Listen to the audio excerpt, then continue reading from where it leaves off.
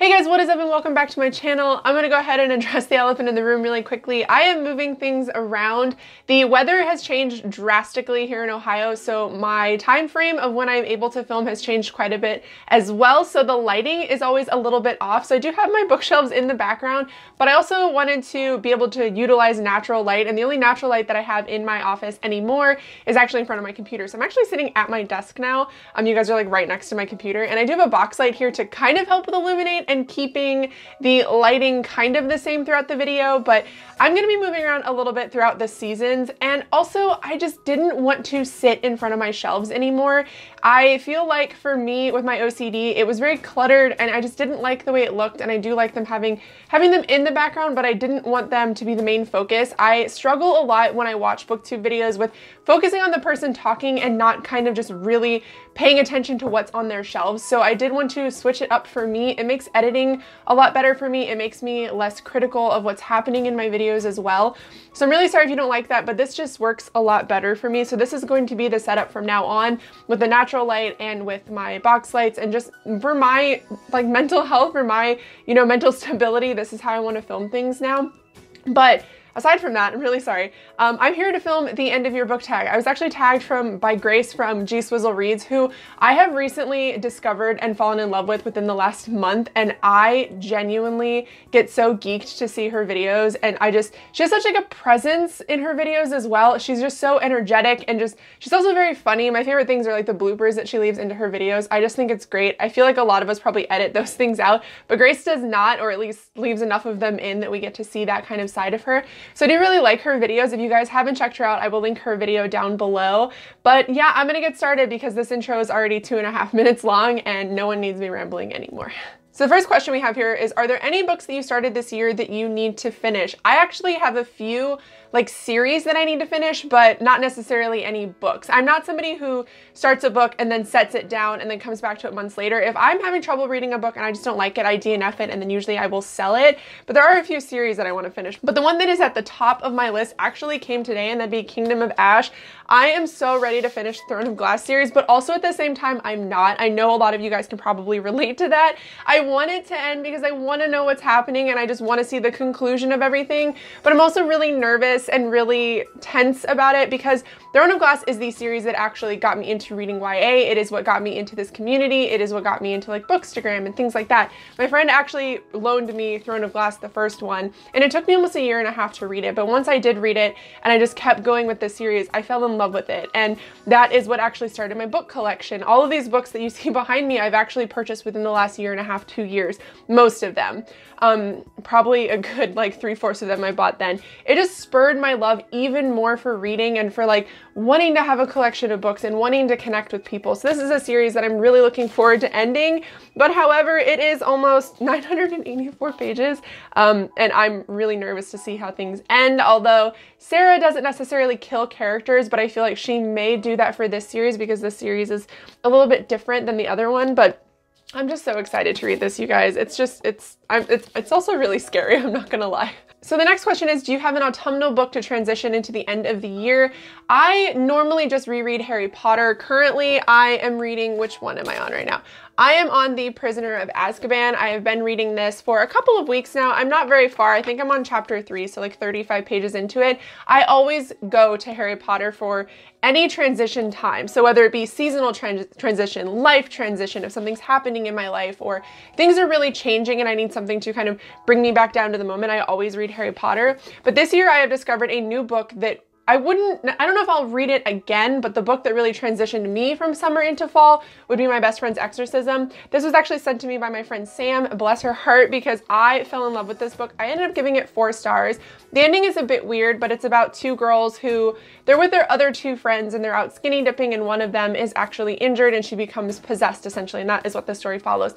It was funny and campy and not scary, but a little bit spooky and kind of like creepy crawly, and I really liked it. And I started reading it towards the end of the summer, and by the time I was done reading it, it was fully transitioned into autumn. So this book this year is what reminds me of the transition, and I just am forever grateful for this book for that. I think it was the perfect segue into the changing of the seasons. And I'm gonna go ahead and mention here that Grace does have an alternate question for this because obviously she lives in a different hemisphere. It is actually transitioning to spring for her. So if you guys are in Australia or anywhere else where the seasons are a bit different, obviously, I would check out her tag because she did switch it up a little bit. The next question is there a new release you're still waiting for? Yes, I'm gonna insert a picture here, but it would be a bad deal for the whole galaxy. I cannot wait to get my hands on this book, you guys. I love Alex. I love everything that they put into their writing. I love everything they put into their characters, knowing them and being able to speak with them and talk to them about, you know, just the book and just how, you know, like the writing process and everything. It just makes me so happy. Like, I have fallen in love with the characters in this series. I have fallen in love with the series itself. I love the spookiness of it. There's a lot of like murder and obviously things like that, but then there's like characters and their deep relationships. There's LGBT representation. It's just so good, and I just genuinely love it, and I could not gush enough about it. If you guys have not read A Big Ship at the Edge of the Universe, you should, and you should let me know about it. Although obviously I'm a little bit biased. I love Alex and I love everything that they do, and I'm just really excited to finally get my hands on that. It comes out in December and I am so excited. So the next question is, what are 3 books you want to read before the end of the year? Obviously, I really want to finish Kingdom of Ash, or start and finish Kingdom of Ash. This is obviously, I'm not going to stay here too long. This is a book that I'm really excited to finally be able to read. But the other 2 I have are books that were highly recommended from people. This one is Bloody Rose. This is obviously the second one to Kings of the Wild. I loved Kings of the Wild. It made me laugh. It made me cry. I just really felt for the characters and I really loved the storyline. It follows a band of older gentlemen who used to kind of be mercenaries, and then they kind of break up, you know, a la the Beatles, and one of the members comes back to our main character and says, I need your help. My daughter has gone off. She, you know, is like under siege in this castle, and I need your help to get her back. So they try to get the band back together, and it's just so good. I would say Moog is my favorite character. He's like an old gay wizard, and he's just so funny and so flamboyant and just so adorable and just like completely out of his mind. And I just love the characters, and I'm really excited to see what Rose is like, because this does follow the daughter from the first book, and I'm really excited about it. I can't believe I've waited this long to read it, honestly. And the next book I have is a book that I'm actually trying to currently read, and I want to really sit down today, this afternoon actually, and get through a good chunk of it, and it would be Kill Creek. Kill Creek is a book about a bunch of horror authors who are kind of pillars in the community for their genre, and they do this publicity stunt where they go and stay at Kill Creek, and they start to realize this publicity stunt goes completely wrong, because the place that they actually go to stay at is in fact haunted, I believe, or it could be just like a killer that's there, I don't know. But bad things start happening and the publicity stunt goes completely wrong, and I really, really can't wait to read this. This was actually sent to me from my friend Destiny, and I cried when I got it. I was so excited. It has been on my TBR since I heard her talk about it, and it was so sweet of her to send it to me, and I can't wait to read this. And I feel like for me, this is going to be the perfect autumn read, and especially since we're getting into the darker, deeper months here in Ohio for autumn, I'm really excited to add this to my TBR. So the next one is there a book you think could still shock you and become your favorite book of the year? I mean, maybe. I can't think of any that particularly that I'm going to read that are going to be better than this one. My favorite book of the year as of February of this year is Neanderthal Opens the Door to the Universe by Preston Norton. This book was just everything that I needed at the time.